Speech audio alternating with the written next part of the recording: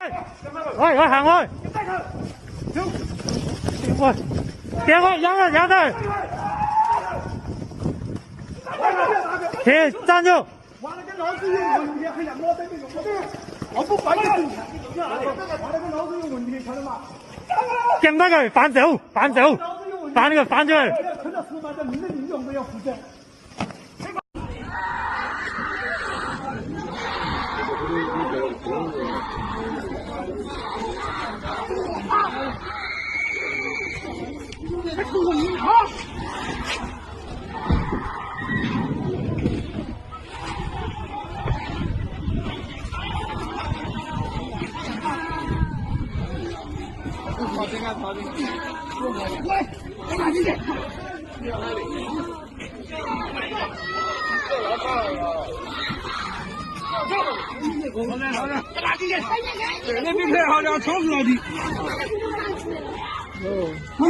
拿信，扮演弹药片，他也有他头呀，他都导演了，扮演弹药片，他都导演了，扮演弹药片，他都导演，大爷，这个娃子还没到，还是出来了，还没肯定还不能摸，你找不到在。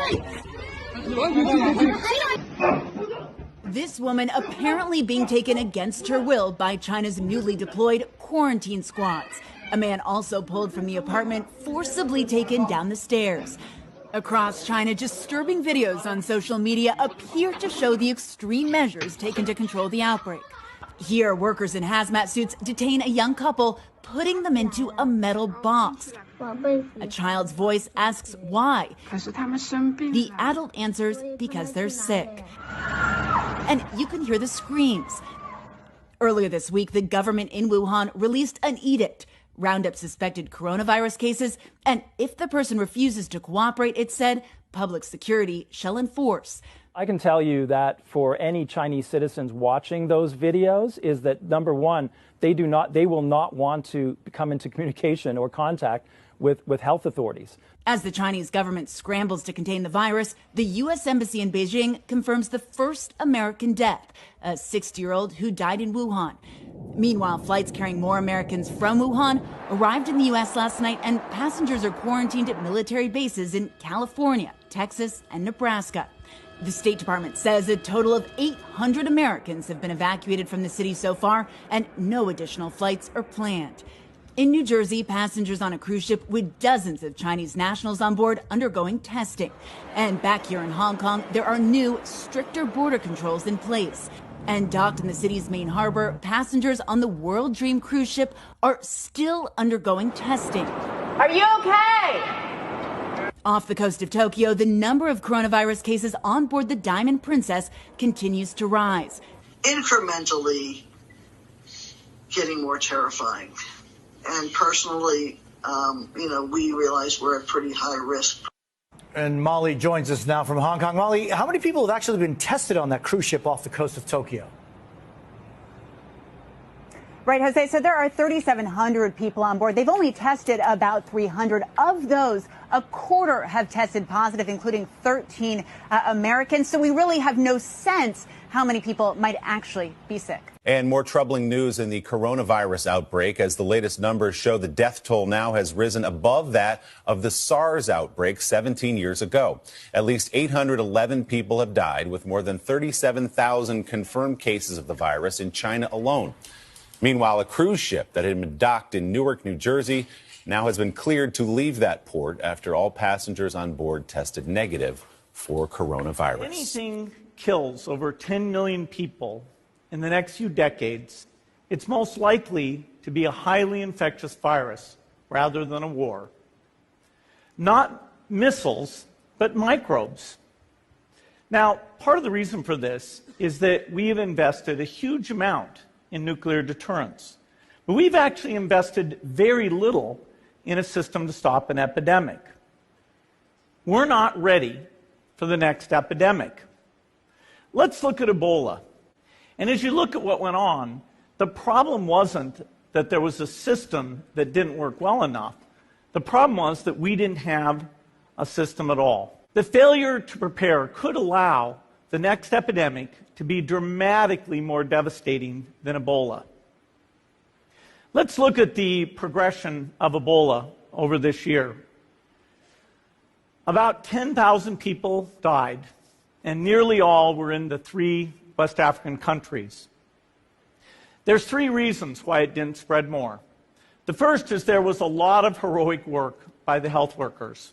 They found the people and they prevented more infections. The second is the nature of the virus. Ebola does not spread through the air. And by the time you're contagious, most people are so sick that they're bedridden. Third, it didn't get into many urban areas, and that was just luck. If it had gotten into a lot more urban areas, the case numbers would have been much larger. So next time, we might not be so lucky. You can have a virus where people feel well enough while they're infectious that they get on a plane or they go to a market. The source of the virus could be a natural epidemic like Ebola, or it could be bioterrorism. And so there are things that would literally make things 1,000 times worse. In fact, let's look at a model of a virus spread through the air like the Spanish flu back in 1918. So here's what would happen. It would spread throughout the world very, very quickly. And you can see there's over 30 million people die from that epidemic. So this is a serious problem. We should be concerned. The World Bank estimates that if we have a worldwide flu epidemic, global wealth will go down by over $3 trillion. And we'd have millions and millions of deaths. These investments offer significant benefits beyond just being ready for the epidemic. The primary health care, the R&D, those things would reduce global health equity and make the world more just as well as more safe. So I think this should absolutely be a priority. There's no need to panic. We don't have to hoard cans of spaghetti or go down into the basement. But we need to get going because time is not on our side.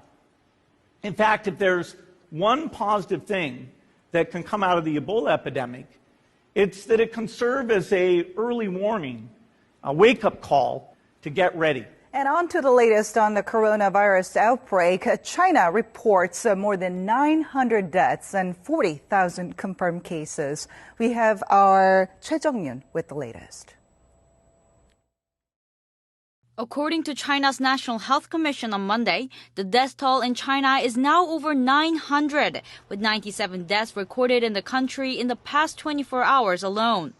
This is the first time there have been more than 90 recorded deaths in a single day.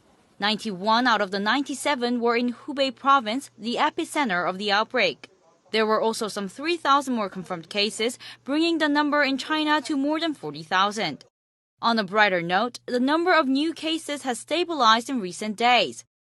Other areas of China, except for Hubei province, have seen a downturn in the number of newly confirmed cases for 5 days in a row.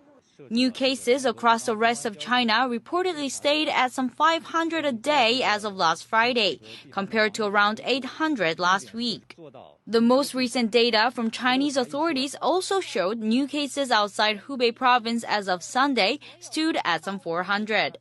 However, anxiety remains as millions of Chinese are set to return home following the end of the Lunar New Year holiday, which was extended to February 9th.